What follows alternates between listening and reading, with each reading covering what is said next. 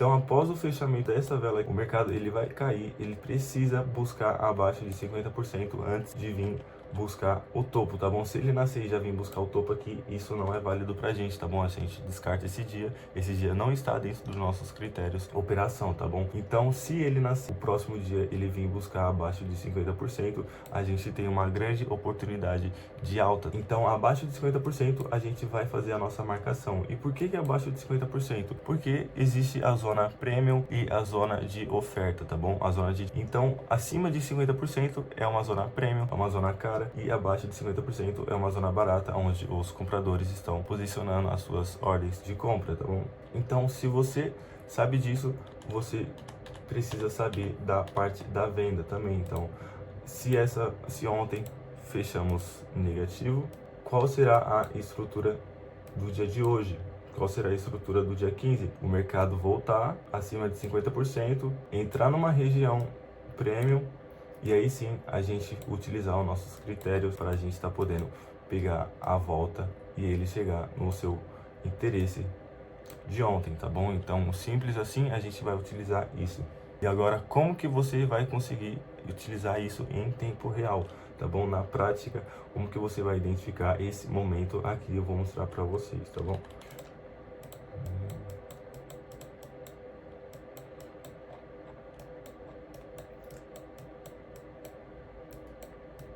Então, vamos supor que aqui nós estávamos numa estrutura de alta, tá bom? Então, aqui nós temos um fundo e aqui nós temos um topo, tá bom? Aqui nós temos esse topo. Esse topo não foi passado, tá bom? Ele chegou a romper o fundo novamente. Tá bom, então ele rompeu o fundo aqui, tá vendo? Ele rompeu o fundo dia 3, tá? Então, a partir do dia 3, a gente vai ter que descer para um tempo menor, tá bom? Então, a gente volta, chega a colocar nos 15 minutos. Então, após o dia 3, o que a gente vai ter que identificar? A gente vai ter que identificar após o dia 3, aonde que tem uma zona de desconto para a gente estar procurando a nossa continuação, tá bom? Até a extremidade. Só deixa eu marcar os interesses que o mercado pode vir ter, pode vir buscar. Então, aqui a gente quebrou a estrutura, tá bom? A gente quebrou um fundo, 2, 3, 4 fundos praticamente. E qual será o nosso alvo? O nosso alvo será no primeiro topo, tá bom? No último, engano, no último fundo que o mercado poderia vir buscar. A gente tem 1 e 2 alvos de fundo, mais um alvo de fundo e mais um alvo de fundo, tá bom?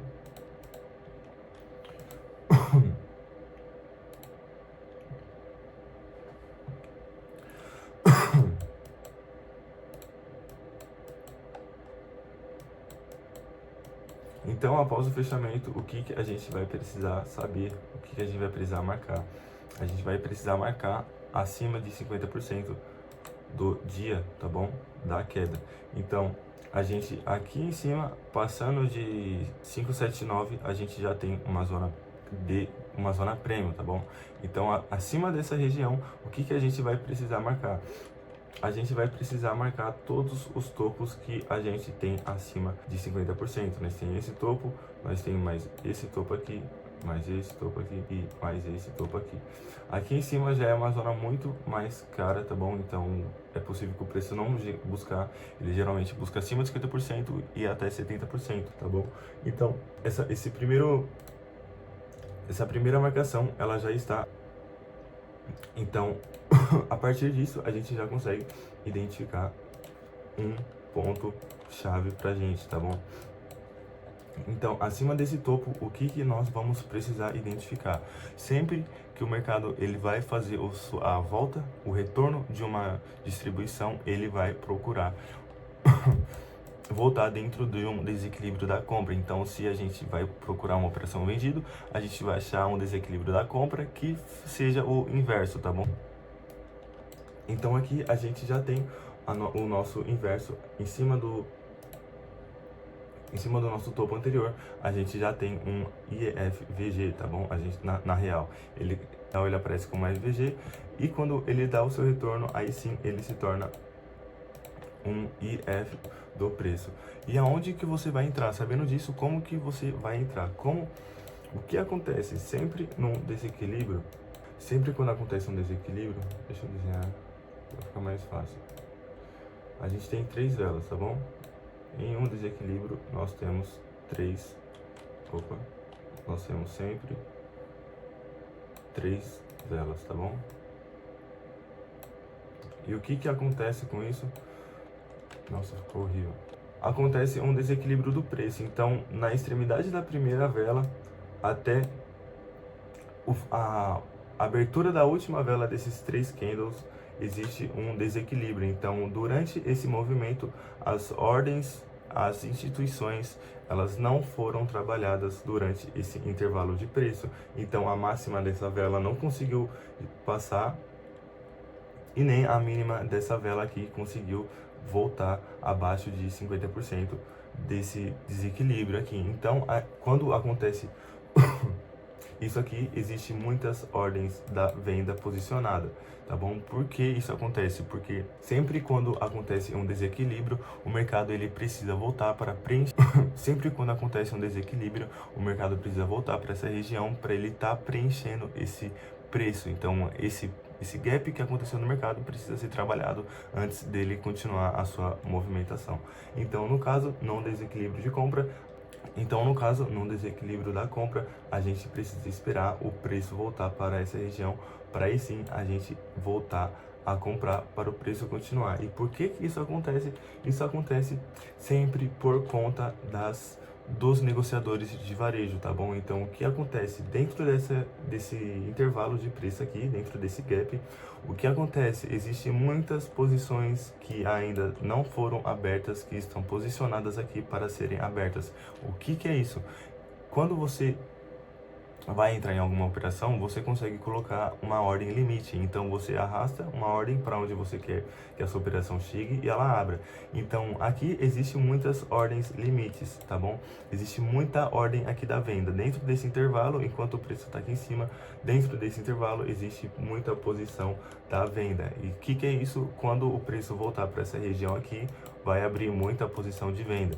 E como vocês sabem que a maioria sempre perde, quando a maioria abre essas posições de venda, as grandes instituições, a minoria sempre consegue fazer esse pessoal aqui se estopar, tá bom? Então, quem abrir operação de venda aqui vai ser estopado pela instituição, tá bom? Então, a instituição é o que move o mercado e eles sempre vão movimentar o mercado. Não tem como a gente movimentar, seja você grande ou não, tá bom? Então, na compra é praticamente isso, e na venda é apenas o inverso, tá bom?